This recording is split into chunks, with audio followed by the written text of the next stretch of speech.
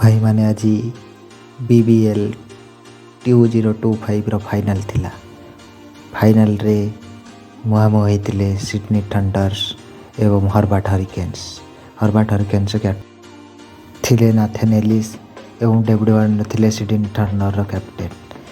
Sydney thunder प्रथम batting करी 123 run विजय लक्ष्य धार्य करथिला। यही चेज को हर्बाट हरिकेन्स बहुत इजी रे चेज करथिला, जाको चेज करिया पाई तांको मात्र 14 ओवर लागिथिला एवं हर्बाट हरिकेन्स BBL इतिहास रे प्रथम थर पई चैंपियन हेइथिले। एही फाइनल मैच रे सबुठु बहुत भल बोलिंग करथिले हर्बाट हरिकेन्स कैप्टेन नाथन एलिस, जे के वर्ष चेन्नई सुपर किंग पई IPL रे खेलिबे। जेतेबेले कि 10 ओवर 97 रन करथिला कोनोसी विकेट विनिमय रे सिडनी थंडर सेतेबेले बोलिंग करिया आस्ते नाथन एलिस। से तांकर ए ओवर रे प्रथम 2टी बॉल रे 2टी विकेट नहीं। प्रथम डेविड वार्नर को कीपर हाथ में आउट करते और द्वितीय रे पुणी एक स्लो बॉल पकई आउट विकेट नहीं।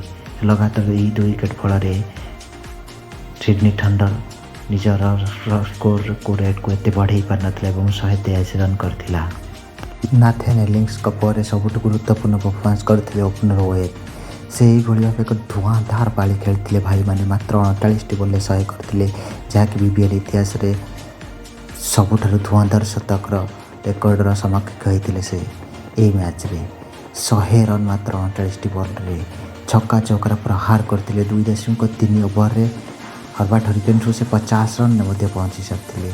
तांकर एही इनिंग्स बल रे से हर्बाट हरिकेन्स मात्र 14 ओवर रे यही लक्ष्य को से हासिल कर पारथिले। इनिंग्स ओवेन को पई एते स्पेशल थिला कारण ओवेन से होचंती हर्बाट हरिकेन्स रो लोकल प्लेयर।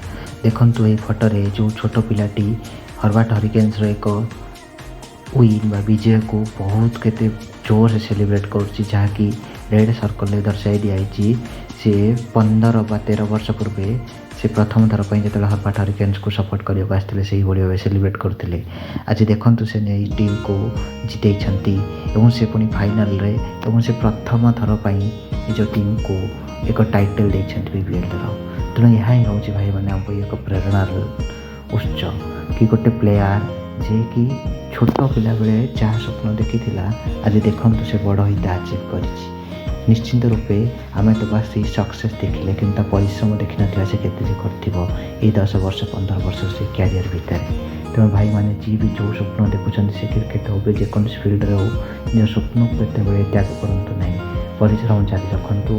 भगवान निश्चित रूप आप मौका देवे। क्रिकेट यहाँ ही आमको शिखाए सब शिखाई था जेकोसी परिस्थिति हो आम आमको निजक खोजी पाई कोभली भाव निजक संभाली निज सक्सेस पथरे आपणे नवा ताही आमको सब शिक्षा दिए।